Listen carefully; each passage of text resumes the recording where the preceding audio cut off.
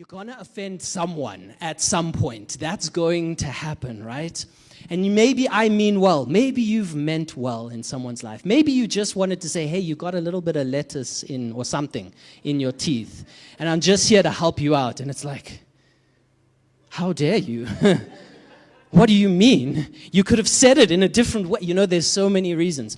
The worst part about this, I don't know if you've ever experienced this, but when maybe you've wanted to help someone, when you've wanted to impact someone, and so you've done something or you've said something for their benefit, and then you move on and everything's good, and it's only weeks later that you see them and you're like, hey, how you going? And you get the cold shoulder. And all of a sudden you're like, but what happened? Where were we? How did we get here? What's going on? And then you feel the sting of someone who was offended by what you did when you meant well. I've been in that position. I'm sure you have as well. And what do we do in moments like this? How does this work out in our lives? We're going to explore it a little bit today. Have you ever really meant well, but it came across wrong and you offended someone instead of helping them? The text we're going to be in is 2 Corinthians chapter 7. So if you were with us last week, we spoke through 2 Corinthians chapter 5. And now we're moving a couple chapters forward into 2 Corinthians chapter 7. You can get your Bibles there as we're opening up. It will come up on the screen. But I want to show you today that this is not just a modern day phenomenon. This is something that's part of human nature. So many of us mean well in other people's lives. And sometimes the offense that's taken is not the offense intended, right? You've heard that statement before. Offense is not given, offense is taken. And we love to say that in church because it's like, then it gives me the opportunity to kind of say and do whatever I want. And I'm like, well, you know what? Offense is not taken. It's not given. It's taken. So that's your problem. That's not my problem. And you walk in and you're like, you know what? Your dress is really ugly. Okay. Thank you. I'm not supposed to know offense is taken, not given. So we're not talking about that today, guys. We're not talking about that. That in church, we need to understand that we want to help others. We want to impact others. We want to speak into people's lives, but that doesn't always land the way we hope it does. And if you've ever been in that position, there's this thing called offense. And offense is one of the enemy's greatest tools to destroy the unity of the church. It's something we got to talk about in church. Sometimes it's cool, sometimes it's good, sometimes it's a little uncomfortable. That's okay, because we got to talk about it. If the enemy is trying to work to get us to be in disunity, he's going to try and use offense to make it happen. And so Paul goes through a moment just like this in 2 Corinthians. And so I want to give you a little bit of context to where we're at. Then we're going to jump into what Paul does and how this can impact our lives. And so this is the second letter that Paul has written to the Corinthian church. 2 Corinthians. If you didn't know, that's how these books work. And there's a church in the city of Corinth, and that's why it's called Corinthians. It's actually the letter to the Corinthians. And so what the context of this is, it's such an interesting moment. Now, you guys know that I'm a fan of all the apostles, but Paul, being such an influential part of the New Testament, he becomes someone that we talk about a lot, someone that's impactful on my life. He was an apostle, and what that means is he would go and plant churches, and he wouldn't necessarily stay in those churches. He would stay there for a time. He would get this church going, and then he would leave leaders there, and he would move on and plant new churches. Corinthians, the church in Corinth, is one of those churches. He planted it. And I want to show you what's happening in the book of 2 Corinthians. This letter was written for a reason, and the reason is this. This church has been going for a little while, number of years, and in that time, Paul has left different ministers there, including Titus. Titus is one of the ministers that ministered at the church of Corinth. But Paul comes to a point where he gets word, he hears word that the church in Corinth, the Corinthian church, is no longer a fan of Paul. They don't like him anymore. In fact, it's gotten to the point where the church in Corinth has issued a message to Paul that he needs to come and prove to them why they should trust him as an apostle. Can you imagine? You planted the church. You nurtured the church. You made sure the church was good. You helped that church grow, and they turn around and say to you, what are your credentials?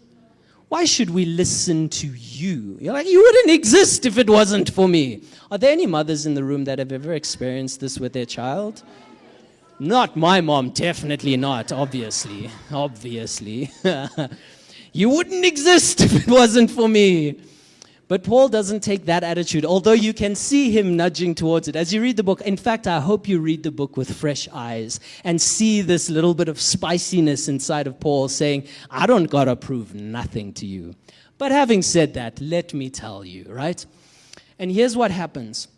In this book, or before this letter is written, there are these people, these ministers, these apostles who have come to the church of Corinth, and they've become to be quite influential in this church. And tongue-in-cheek, Paul calls them super apostles. He says to them, these super apostles that have come to you, they are not exactly who you think they are. So let me explain a bit what's happening. Paul, as much as he was apparently an incredible writer, was not a particularly eloquent speaker. Let me explain that. So he was a minister, but he wasn't known for being the smoothest kind of speaker, right? Paul was the kind of guy who said things like it is. And if it came into his head, he was probably going to say it. And that was it. You just had to take him for who he was. He didn't dress in a way that was fancy. You see, he came out of that culture. While Paul was known as Saul, he was a Pharisee. And so he had to dress right, look right. He had to act the part. He had to speak right. He had to say the right words. And all of that was religion. None of it was relationship with God. And so when Jesus saves him and pulls him out of that lifestyle, he completely takes a different turn. And he starts to dress like everyone else and speak like everyone else. He doesn't try and show off that he's this great apostle. But these guys that have come into the Corinthian church, they are exactly opposite to Paul. They dress really well. They look good. They're quite wealthy. They're eloquent of speech. When they speak well. And so they begin to gain influence in the Corinthian church because the church looks at these super apostles and says, yeah, but Paul's quite mean when he speaks to us. These guys, they sound really good, and they look really good, and they're really wealthy, and they're the ones we should follow. And so they begin to influence the Corinthian church to say to Paul eventually, why should we even follow you? Because Paul does not acknowledge these guys as the leaders of the church. No, Paul apostled that church, and he left pastors in charge. They are the leaders. And so Paul needs to bring a little bit of correction in this letter, 2 Corinthians. But here's the thing. I ask myself the question, how did it get to this point where the church is able to say to their leader, we don't really want to follow you anymore? And yes, it's these guys that have come in. And you see, the thing about them is they were called apostles, but what they really were there for was to enrich themselves. Because the reason they could dress so well, the reason that they could live and present so wealthy is because at every church that they go to, they would create a culture where the church would give to them and enrich them and make them lift up. And then they would move on to other churches and do the same and same and same again. And you know what? I look at the church culture in our world and I see some similar things going on. Be wary of the guy who stands in front of you and looks so good and sounds so good. You know, obviously I look good and sound good, so it's not me, you know what I'm saying? But, yeah, okay. No, guys, here's the difference. The difference is that when Paul comes to the church, he says to them, I don't need your generosity. I'm grateful for it. And where you can give, continue to give. And he challenges them to give, to help other churches, even to support his ministry. But he doesn't demand a thing from them. Be careful when there are ministers who are on stages saying, if you want healing, you better give to me. I fail to see one moment where Jesus charged for a miracle. And they don't say it that way. They don't like, hey, pay your fee and then you'll get your miracle. It's not said that way. It's quite manipulative how it works.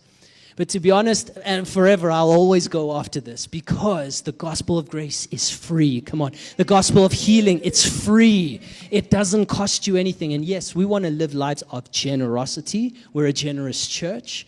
But God doesn't demand anything from us. And so Paul says these guys have come in and they've demanded of you. But because of their influence, you followed them. Yet I don't demand a thing from you and you test me.